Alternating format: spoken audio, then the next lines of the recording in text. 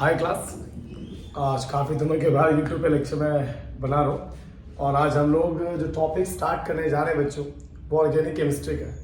Specially जो बच्चे अभी रिसेंटली 11th में आए हैं, अभी उनका टर्म 2 का सिलेबस बहुत कम टाइम है और हमें सिलेबस को एंड करना है, इसलिए ये लेक्चर्स वगैरह मैं आप लोगों को दे रहा हूँ। आपको प्रॉपर इसको प्रिपेयर करना है, अपने नोट्स क्रिएट करने हैं बच्चों। तो स्टार्ट करते हैं ऑर्गेनिक केमिस्ट्री को। पहले बच्चों ऑर्गेनिक केमिस्ट्री के बारे में जानते हैं कि यार हम उसको स्टडी क्यों कर रहे हैं, क्या जरूरत पड़ी कि हमें ऑर्गेनिक केमिस्ट्री को डील करना पड़ रहा है और इतना वास्ट टॉपिक है, इतना ज़्यादा मेजर टॉपिक क्यों बन गया है। बच्चों ऑर्गेनिक केमिस्ट्री में कई सारे ऐसी चीज़ें आती हैं जिससे ह्यूमन खुद मिलके बना है। Proteins, hormones, enzymes, nucleic acids, ऐसी कई सारी चीज़ें हैं बच्चों जो कि ऑर्गेनिक केमिस्ट्री इनको स्टडी करता है और जिनसे मिलकर के पूरा ह्यूमन का स्ट्रक्चर बना हुआ है। तो ऑब्वियसली बात है, इसको हमें डील करना पड़ेगा। ना ही ह्यूमंस, इवन द प्लांट्स के अंदर कई सारी चीजें ऐसी हैं बच्चों, बहुत सारी चीजें ऐसी हैं जो कि आपके ऑर्गेनिक कंपाउंड्स में डील किए जाते हैं। सेलुलोज को ले लो, स्टार्च को ले लो, ये सब इसके अंदर आता है बच्चों। तो ऑर्गेनिक केमिस्ट्री को डील करने का मेजर पर्सपेक्टिव यही है कि हम लोग ये जानने की कोशिश कर रहे हैं कि प्लांट और एनिमल्स के अंदर ये चीजें जो हैं उनको स्टडी करना चाहिए ऑर्गेनिक केमिस्ट्री के अंदर। तो पहले के टाइम पे थोड़ा हिस्ट्री की तरफ चलते हैं। तो 19th सेंचुरी में हमारे एक साइंटिस्ट थे बर्जीलस सर कहते थे कि यार जितने भी ऑर्गेनिक कंपाउंड्स होते हैं, जितने भी ऑर्गेनिक कंपाउंड्स हम लोग जानते हैं, उन सभी ऑर्गेनिक कंपाउंड में उन्होंने एक बात कही कि ये सब चीजें हमें प्लांट और एनिमल से ही मिलती है।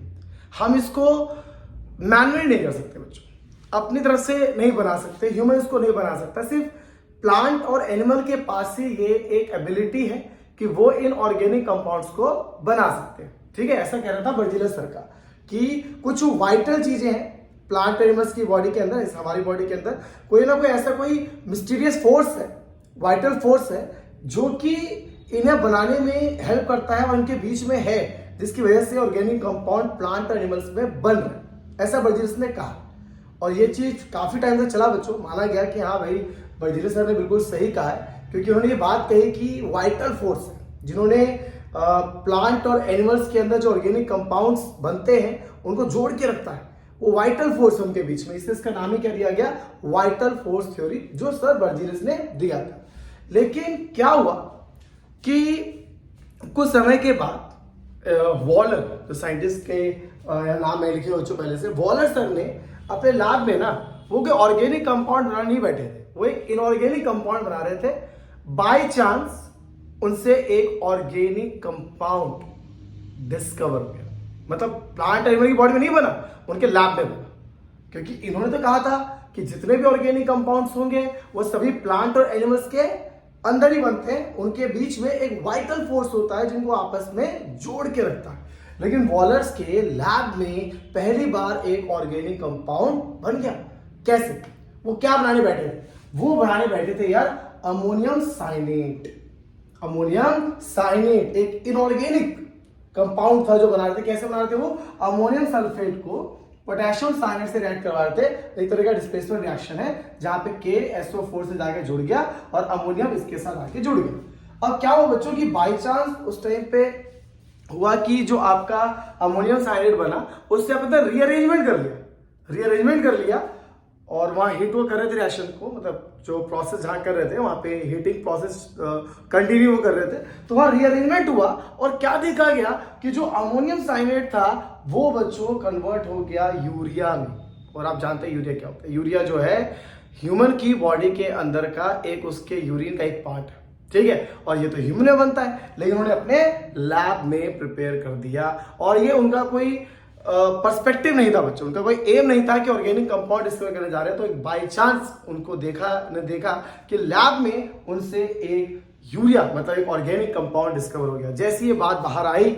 और बर्जीलस सर को इसके बारे में मतलब जो उनके पॉइंट्स थे उनको वहां पे फेल किया गया। बर्जीलस के जो भी पॉइंट दिए गए थे वाइटल फोर्स को, और सिर्फ वॉलर नहीं बच्चों, जैसे ही वॉलर ने ये डिस्कवरी करी तो बाकी साइंटिस्ट के माइंड में आया कि हाँ पे ऑर्गेनिक कंपाउंड मैनमेड भी हो सकता है। और मैनमेड क्या, कोल्ब ने एसिटिक एसिड डिस्कवर कर दिया। एसिटिक एसिड आप लोगों ने 10th क्लास में पढ़ा होगा कि किस तरीके से ये एक ऑर्गेनिक एसिड है जो कि हम लोग एडिबल फॉर्म में कहीं ना किसी प्लांट से या किसी प्लांट के पार्ट से हमें मिलता है, ठीक है। और कई सारे एनिमल्स भी होते हैं जो एसिटिक एसिड को रिलीज करते हैं।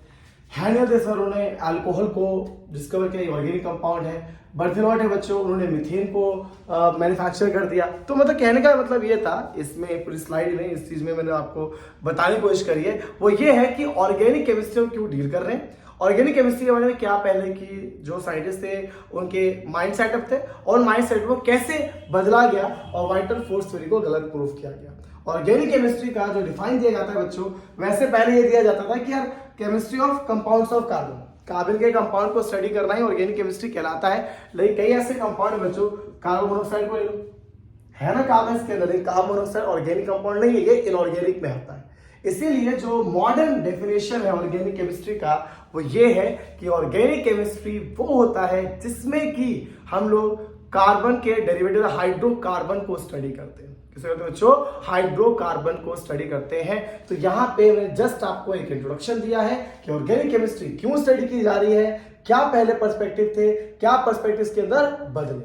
आई होप आप सभी को क्लियर होगा बेटा, ये हमारा पहला टॉपिक, ठीक है।